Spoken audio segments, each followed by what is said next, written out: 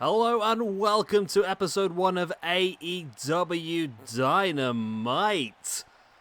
One of my most popular universe modes in history is coming back for another series. I'm looking forward to this. Lots of changes to the AEW roster from last time, and we're going to embrace them all.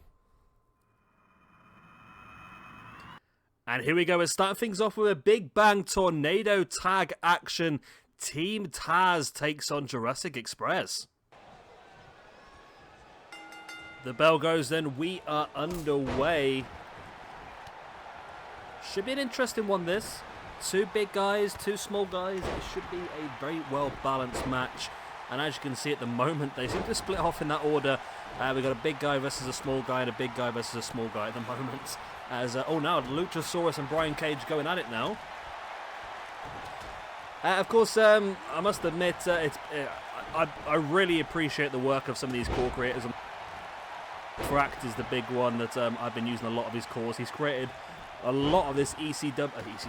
He's created a lot of this AEW roster, as well as he's a big part of the ECW Lives as well, which we saw yesterday. So shout out to him for all the amazing content he is creating. Why does it say Fighter Fest around the outside of the ring? It shouldn't do. Okay, well, that's what we need to fix off camera then. Either way, very interesting match this one. Of course, both of these will be involved in the tag team division, as well, of course, singly as well. All four of these guys very, very capable of winning a championship, be it the TNT Championship or be it even the World Championship, I suppose, and of course the Tag Team Championships as well. As Ricky Starks tries to clothesline Luchasaurus, not realising the Luchasaurus is an absolute brick wall, and you're not getting past him very easily. Elbow drop there by Jungle Boy. Just put my headphones on to test the audio. Seem alright, or am I a bit too quiet? That seems to be okay. Okay, that's cool. Right, headphones are back off now, because it really freaks me out to be able to hear my own voice.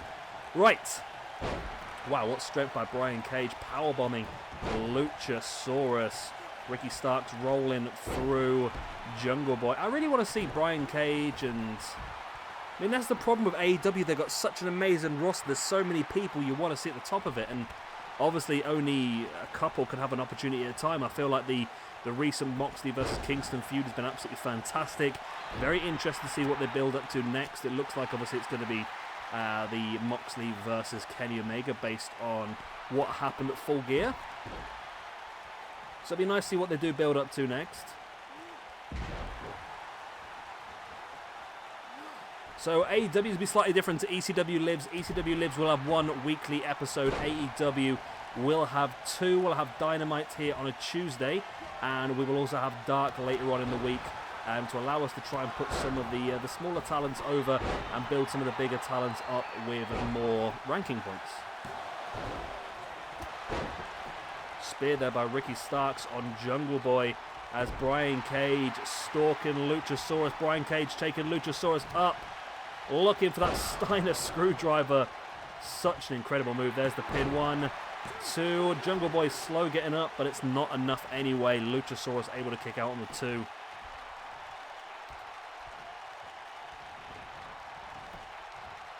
Jungle Boy dropping Brian Cage to the outside. Now brings him over the top. Draped with that neck breaker. That was brutal, that was.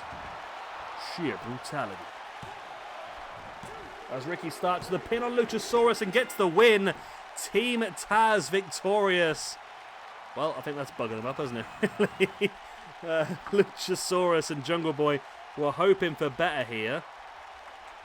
Just realised again I haven't filled in my old tag team rankings. Luchasaurus. And that is the Jurassic Express. I can't spell that very well. That's a -1 for them, but for Team Taz. Now I don't know. I don't think we'll make this tag team like a full-time tag team. It's just every now and again. But you never know. A few wins put up together. A few wins together, and all of a sudden this could be a very effective team. I feel like Brian Cage is not quite tall enough, to be honest. I feel like he should be taller, but that's just me, I suppose. Either way, great win for Team Taz. Match number 2 of the evening. MJF, accompanied to the ring by his enforcer Wardlow, goes one-on-one against Matt Sydal. And here we go then. MJF, accompanied by Wardlow against Matt Sydal. Interesting match, this one. MJF, of course, in real life, very unbeatable, to be honest. We might have to give him a bit of a stat upgrade to make him more realistic, I suppose. But Matt Sydal also looking like an incredible talent.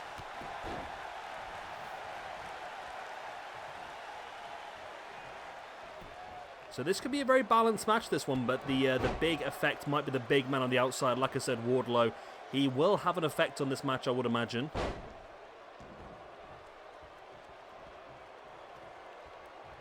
Matt Sydal now with a boot on the arm, and then the knee right in the forearm of MJF as well. MJF, nice strike right into the gut of Matt Sydal. Taking Sydal up, dropping him neck first across that top rope. But Matt Sydal definitely with the speed advantage, chopping the knee out of MJF. Very dangerous move by for MJF, should I say. Taking that knee out could be very detrimental for his future offense. Matt Sydal now dropping into the pin. Not quite enough.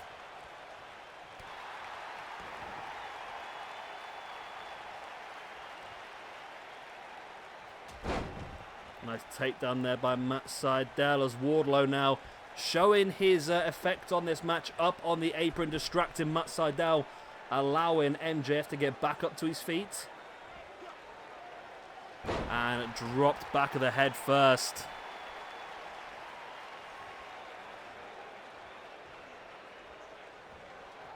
MJF now. The big backdrop, and oh, Matt Sydal's head landed on that chair that Wardlow slid into the ring. Referee allows it, of course. It's not really... I don't even think MJF himself knew the chair was there, to be honest.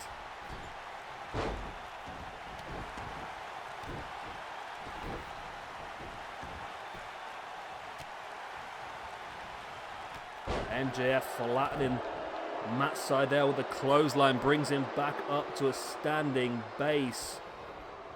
Springs off the rope, big back elbow. Nice elbow right on the inside the knee as well of Matt Sydal, and that is a smart move by MJF. We know Matt Sydal likes to utilize the high flying action, especially going up on that top rope, and to really damage the inside of the knee would really remove that amount of offense from, especially, of course, the big shooting star press that Matt Sydal likes to utilize as his finishing maneuver. You know what, this arena isn't very good, is it? I'll have to get a new arena for next time. I thought I had a good one. I used to have a really good one. For some reason, I'm not liking this one, to be honest. I mean, the AEW symbol in the middle of the ring is very pixelated as well. MJF now using the momentum of the ropes to create himself a pile driver. There's the pin. 1, 2. Oh, only a 2 count. Maxwell, Jacob, Freeman not impressed with the referee's count. Now stalking Matt Sydal. MJF looking for the salt of the earth, the armbar. Will Matt Sydal have to tap? It looks like he's close to the ropes. I think it's a trick of the camera from the direction we're in. And Matt Sydal able to utilize his speed and his agility there to lock in the head scissors and take MJF down instead.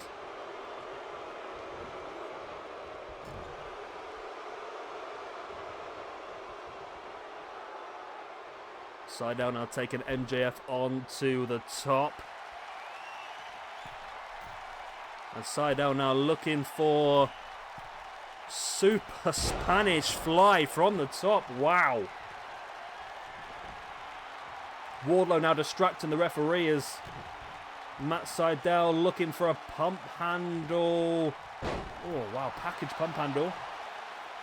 And Wardlow again up on the apron distracting the referee. But that's allowed Matt Sydal to go up to the top. Is he looking shooting star here potentially?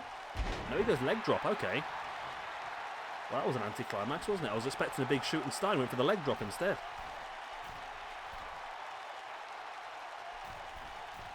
Now he's going moonsault, but MJF got the knees up.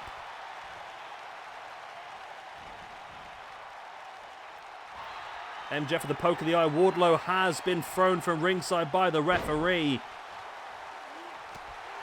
Elbow in the face of MJF, by MJF, should I say, to Matt SYDAL, who now gets around the back of that big strike to the face. Another one as well.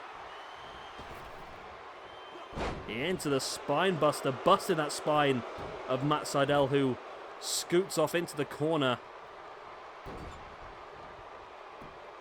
As MJF now down, choking Matt SYDAL. MJF avoiding Matt's strike of his own. Now MJF looking for his own package.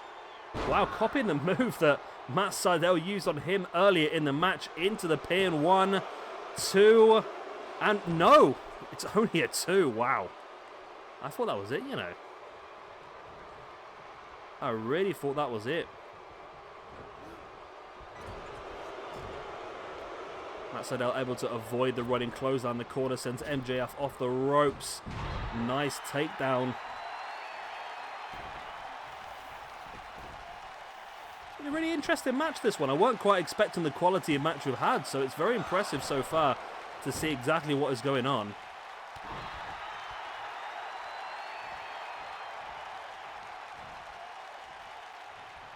MJF now clotheslines SYDAL to the outside. Is MJF thinking a dive? MJF, he does! He dives to the outside. Wow. Was not expecting that of MJF. The dive to the outside, taking down Matt SYDAL. If you can't beat him, I mean, you got to fight fire with fire, I suppose, haven't you, in the case of MJF? Taking down Matt SYDAL with a clothesline as well.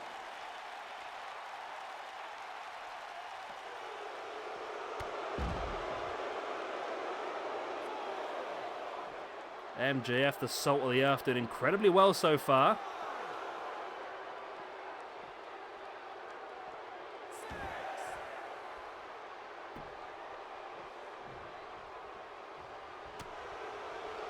MJF now boot in the gut again, looking for this package. He almost got the win the first time.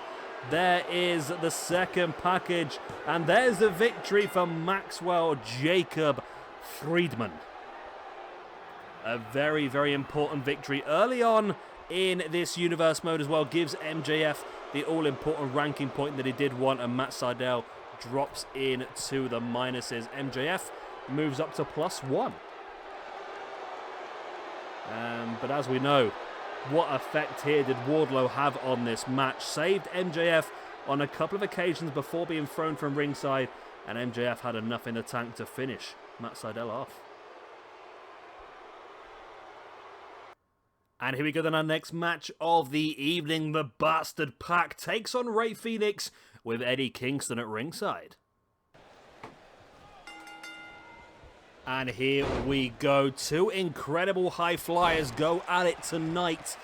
Now, a bit of backstory behind this match. We have got Rey Fénix feeling a little bit abandoned, shall we say. And Pac also feeling abandoned. Of course, Pac disappeared back to the UK during the pandemic, and now making his triumphant return to AEW. However, he believes that Fénix has gone elsewhere to find associates, shall we say, in the case of Eddie Kingston. Oh, that's my phone going off. Very professional of me there.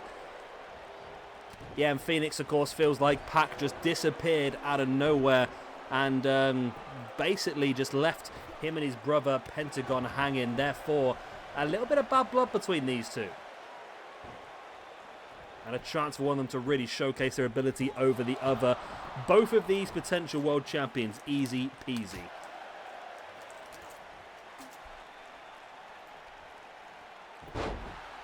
Nice, Pac went for the powerbomb. Fénix reversed it into the Hurricanrana.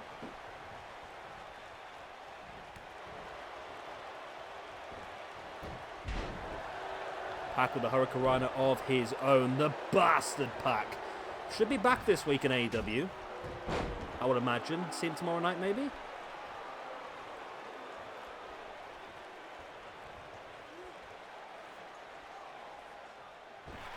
Nice Phoenix dropping Pac face first across that top rope. Pac fighting back. Fighting Pac, if you will.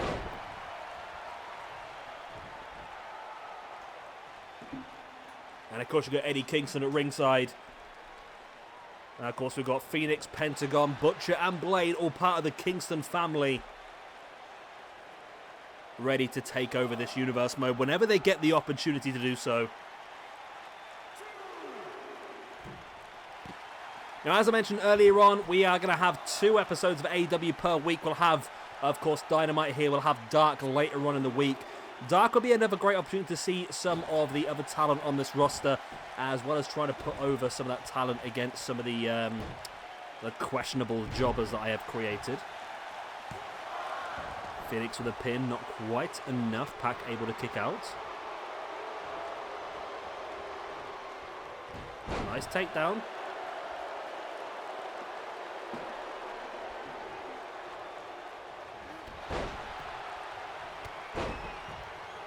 Pac now with a super kick right in the face of Rey Fenix.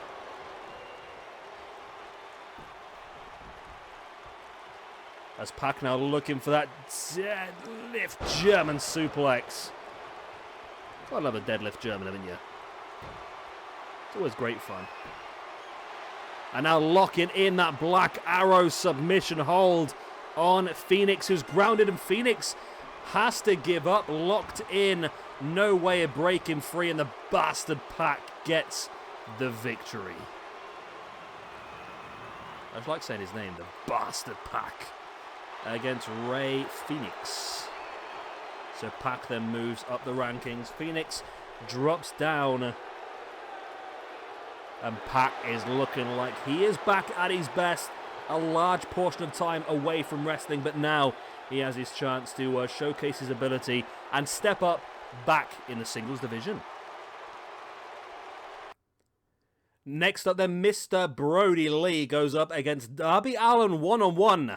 This should be a cracker, this one, you know. And there's Mr. Brodie Lee making his way to the ring, but Darby not wasting any time in this match, coming up behind Mr. Brodie Lee. Big strike to the back of the head, and this action's already taking place early on. These two fighting their way on the ramp, but Brodie with a big clothesline on Darby Allin. Wow. Quite sure what's possessed Darby to go so aggressive so early here. Obviously wanting to showcase his ability early on and show what he can do here in AEW. Both guys enter the ring. The referee rings the bell. And we are underway. Darby with the arm breaker. Now gets on the back and locks in the armbar. Brodie Lee. Very interesting start here. Darby Allin really eager to showcase himself with that early attack on Brodie Lee.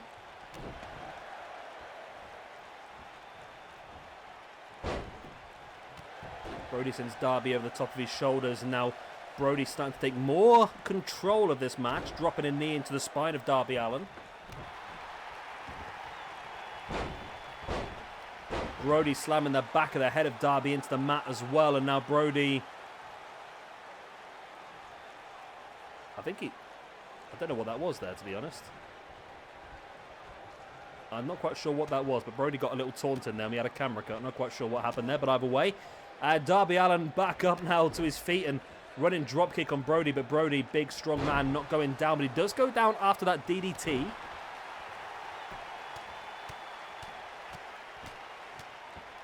Darby rocking those big rights into the head of Brodie, who tripping Darby Allin over.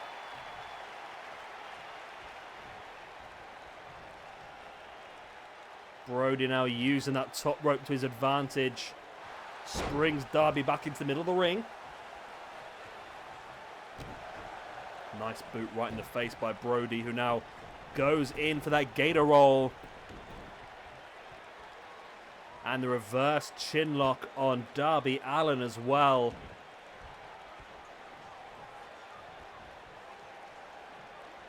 Darby now, big knee right in the face of Brodie Lee, stamping on the knee as well. But Brodie, big lariat, taking Darby Allin down. One thing that Darby does possess more than anybody else here on the AEW roster is resilience. There's sometimes just no keeping this guy down. Absolutely incredible. Always has fight left in the tank. And it's Mr. Brodie Lee's job really to smash that fight out of him as much as he possibly can. There's the pin by the Dark Order's leader, the Exalted One, Mr. Brodie Lee.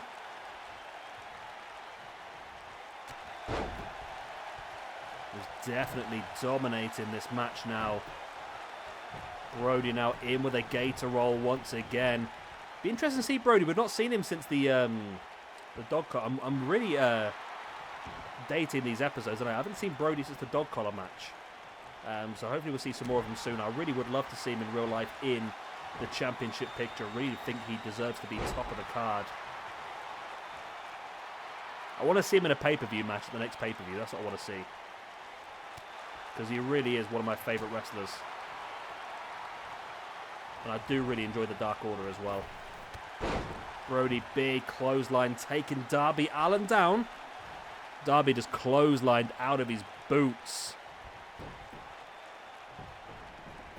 And into another gator roll. And a reverse chin lock once again, wrenching back at the neck of Darby Allin. Remember, it was Darby who started this match full on, attacking Brodie Lee from behind. Now Darby heading up to the top. Is he thinking coffin drop? He was thinking double axe handle on a grounded man, which was a weird thought there by Darby Allin. But either way, Brodie's back up on his feet now as well. Darby with a front chancery. And Brodie able to escape that twice. Big uppercut. But Darby just has the slight pace advantage here. Brodie just can't quite keep up with Darby's speed. But Brodie does really have the power advantage in with a sidewalk slam. Brodie, big boot in the face now of Darby Allin once again, in for that gator roll.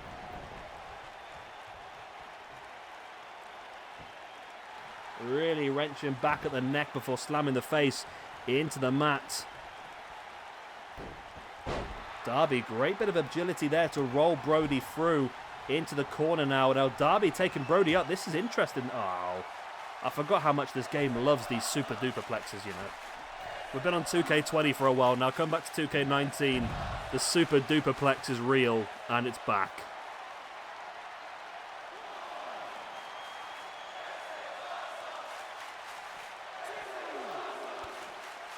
Darby Allin DDT on the outside of the ring.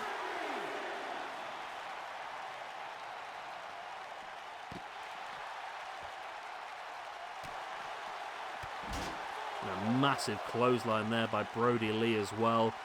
Brings up Darby Allin, the fighting now on the outside. This could go to double count out, this one now, really. Nice sit-out spine buster by Brodie Lee. Brings Darby back up to his feet. Back into the ring now. See, Brodie wants to prove his ability. He doesn't want to win this one by count out.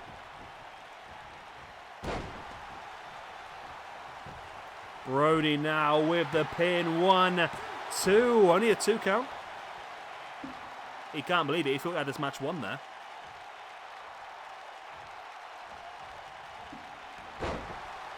Darby rolling Brodie through. Big forearm by Brodie. Strikes again, and a clothesline taking Darby Allin to the outside.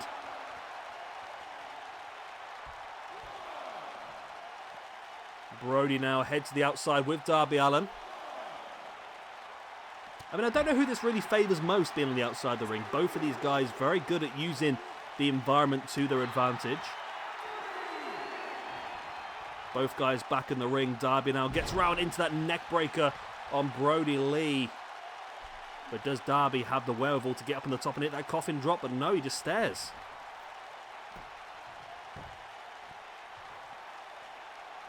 He just stares and clubs Brodie in the back, boot in the gut now. Into that flipping power bomb And again, Darby just taking too long on this, you know. Far, far too long.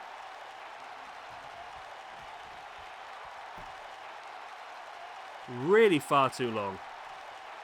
Brodie once again back on his feet. Darby allowing it.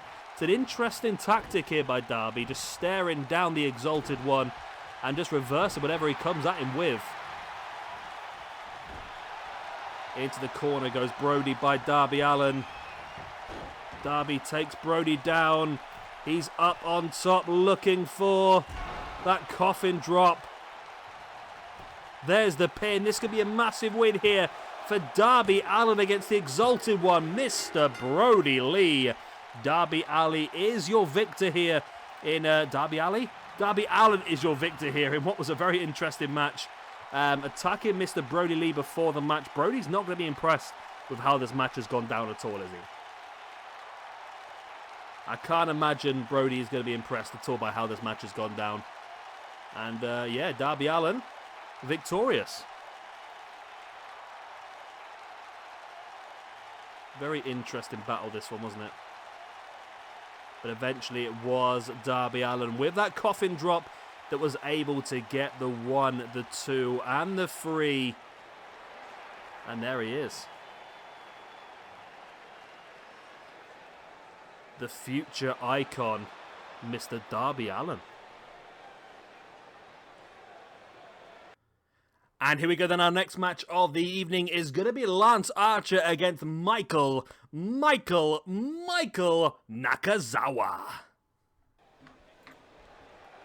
And here comes Lance Archer on the way to the ring, and he's assaulted from behind by Brian Cage.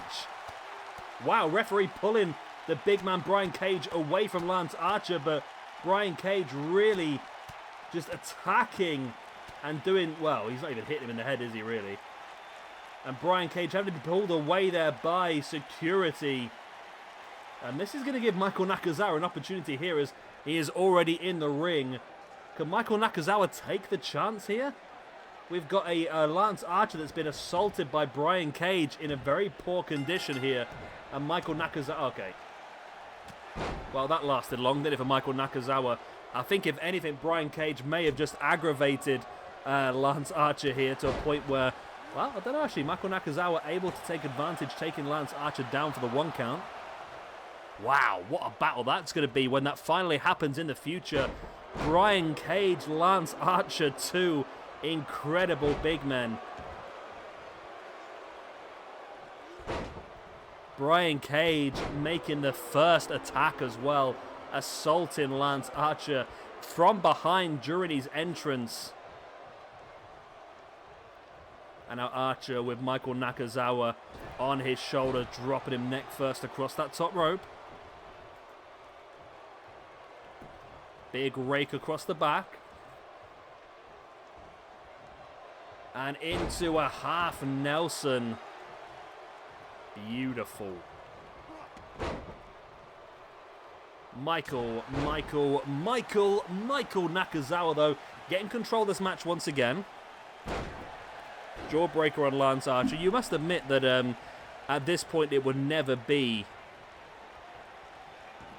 so one-sided if it wasn't for the Brian Cage interference early on.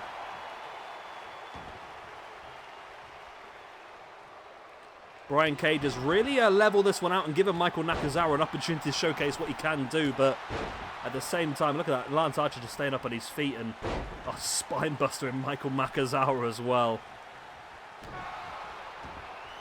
I mean, every time Michael Nakazawa gets an opportunity to show what he can do, it just gets completely stopped by Lance Archer. There's the pin for the 1, the 2, and no, only the 2 count. Michael Nakazawa, the audacity to kick out of that.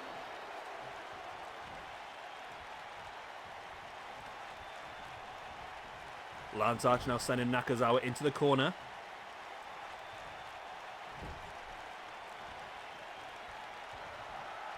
Hoists him up on top. Are we looking? Yes, we are. I forgot what he calls that now, you know. I forgot what he calls it. Either way, it's the end of Michael Nakazawa. That is exactly what Lance Archer needed. And Lance Archer does get the victory over Michael Nakazawa. But, yeah, interesting developments from this match is the battle between Brian Cage and Lance Archer. You can only imagine Lance Archer is going to want some retribution after that assault from behind. Definitely you would assume that. And there we go. Lance Archer, even after that assault, was able to come back and defeat Michael Nakazawa. There it was. For the 1, the 2, and the tree. Nice. So Lance Archer gets himself the all-important ranking point, heads up towards the top, while Michael Nakazawa drops down with the rest of the peeps down to the bottom, where he belongs. And there we go. Victory for Lance Archer.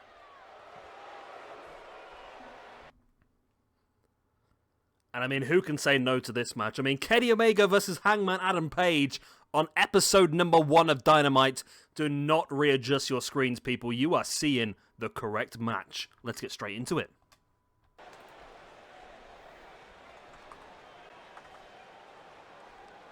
And what is this? We see Omega and Hangman's right behind him. And wow, this is 2 matches in a row now that someone just cannot wait to get their match started. So they assault their opponent before things even start. These 2 former Elite members, former friends, now becoming bitter enemies at this point in time.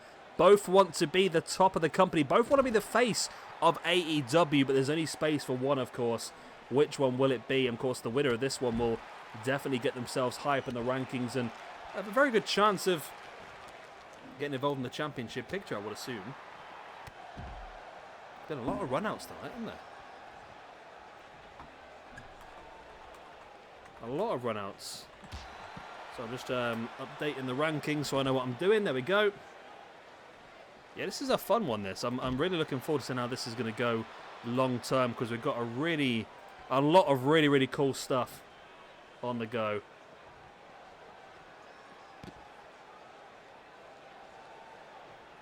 As Omega now sending Hangman down towards the ring. Both guys enter the ring. The bell goes, and straight away Omega in with that tornado DDT. Omega able to strip off that jacket, throw it to the outside as the match is now officially underway. But what damage has been done with the brawl by these 2 on the outside? And finally, Hangman, sick of all the jibes, sick of all the blame, was able to take it to his former tag team partner, Kenny Omega, early on in this battle.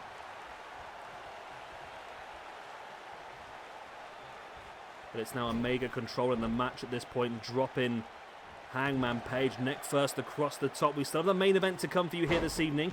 Normally these shows will be 5 matches, but this first one I forgot to change it, so this first one has been 7 matches. Our main event will be the Young Bucks going up against Chris Jericho and Jake Hager. Should be a very interesting match as well.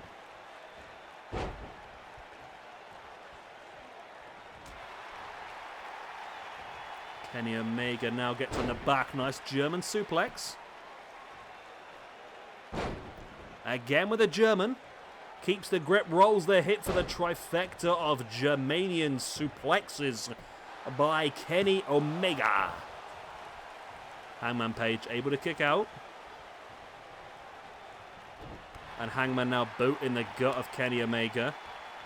And you've got to think with the assault by Hangman before this match on Omega, that's interesting that the way that happened, to be honest. I know these guys know each other so well, so maybe the attack from behind was just a way to try and get some sort of elevation on top of, well, his former tag team partner, I suppose, but at the same time, he may have just annoyed him as he goes to the V-trigger, though. Hangman able to avoid the V-trigger, but Omega does still catch him with a DDT into the pin. Omega now heading up to that top rope, dropping the elbow right in the spine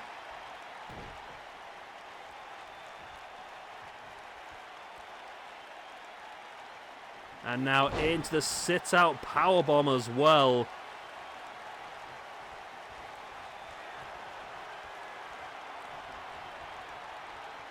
And now the second attempt at the V-trigger, again missed. Hangman able to avoid it. But again, Kenny just a little bit too quick. Able to readjust very quickly and send Hangman into the corner, drop a knee into the spine.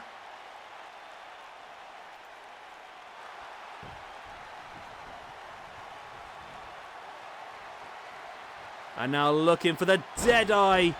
Dropping Hangman. What? Dropping Hangman? Dropping Omega, should I say. And Hangman, oh, almost gets it. It's only a 2 count. Wow. Wow, these two freaking guys, I tell you.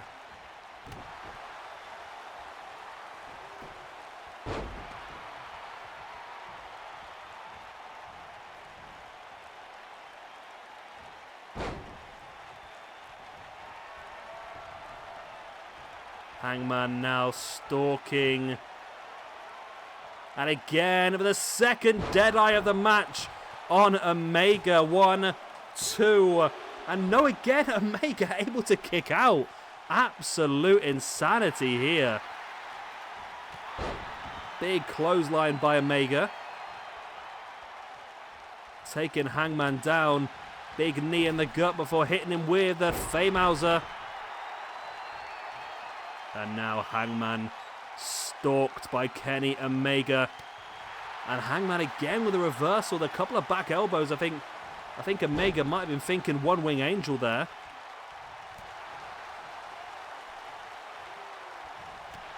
And a nice knee strike by Omega. Drops into the pin. Will it be enough, actually? That knee strike could be a knockout blow. Not quite enough.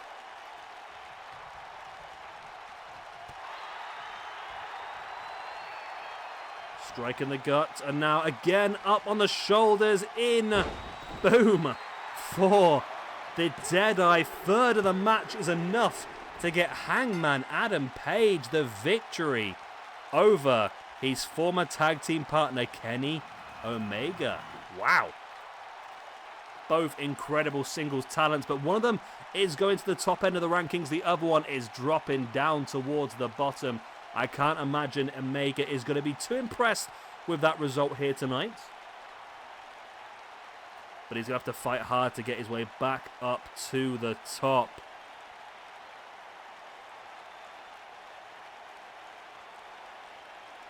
What a victory there for Hangman Adam Page.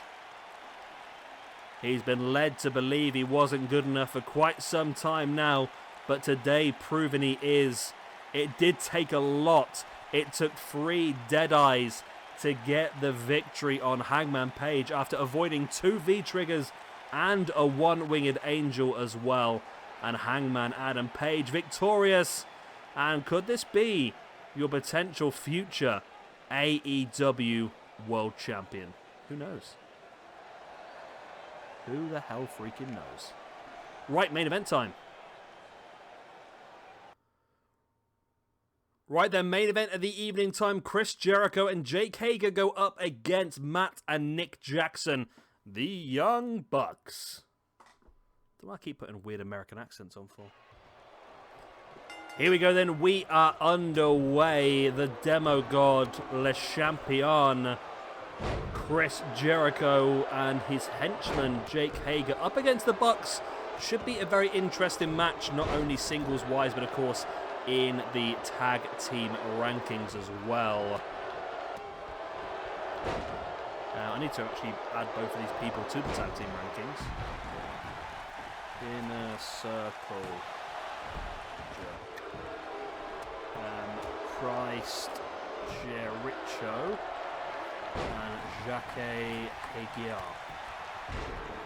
The Young Bucks. Matt Jackson. Nick Jackson. There we go. They're added now. So still quite early on in this universe mode, so I've not quite got everything sorted as I planned to at this point in time. So we're getting there. We're getting there. We're looking good. Nice strike there by Nick Jackson on the champion, Chris Jericho. Quite a big name, of course, Chris Jericho in this roster. You probably think that Jake Hager and Chris Jericho probably in singles action should dominate this match. However, this is not singles action. This is tag team action. Something that the Bucks have literally lived with their entire life. They've been a tag team since birth. Literally. When one came out of the womb, it tagged the other one in. That's disgusting. That is absolutely disgusting. I can't believe I said that. Right, let's ignore what I just said because that is vile and disgusting. Okay. So this is standard tornado rules, not elimination. The winners of this match, of course, will get a point in the tag team rankings, as well as a point each in the singles rankings as well. The losers, of course, the opposite, losing a point in all those actions.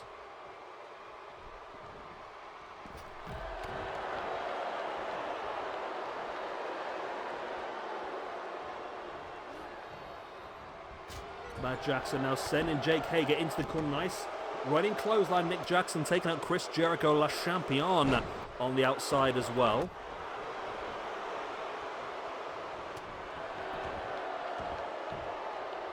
Of course, like I said earlier on, we will be having our first episode of AEW Dark later on this week. It's going to be just a case to showcase some of the people we haven't seen so far and put them over against some jobbers, essentially. So, it's worth watching, just see some more of the great cores, but at the same time, yeah, it's just going to be a hopefully very one-sided show. That's the plan. That's what I want to happen. I want it to be a one-sided show, but it might not be the case. You never know. Jake Hager re-enters the ring and picks Matt Jackson back up. And he's going to know, he's looking for some sort of suplex there, but Matt Jackson utilizing his speed advantage now. Up he goes on to the top and looking for that big moonsault. There's the ping by Matt Jackson on Jake Hager. They've got it. Wow. Okay, I apologize. That was a lot, much more of a scream than I expected. I really thought Jericho and Hager would get this, but it wasn't the case. Hager suffers the pin to the Bucks. And that is a very, very interesting result on the first episode of Dynamite. One that I personally was not expecting. For some reason, I felt like Jericho and Hager would pick up the victory here, but the Bucks with that big moonsault able to pick up the win in the main event here of AEW Dynamite. And there we go. Episode 1 is in the history books. I hope you have enjoyed. Of course, if you have, then make sure you do hit the little thumbs up at the bottom. Does really help me out. Of course, first episode of a new season. Always handy to have that button pressed. And of course, if you are new around here and you've not pressed that big red subscribe button, make sure you do that one as well. Stop being a leech and hit that subscribe button. It helps, honestly. Either way. Good night, goodbye, God bless. I'll see you tomorrow for our first episode of NXT. And I'll see you on Friday for our first episode of AEW Dark. Good night, God bless, Auf Wiedersehen, and farewell.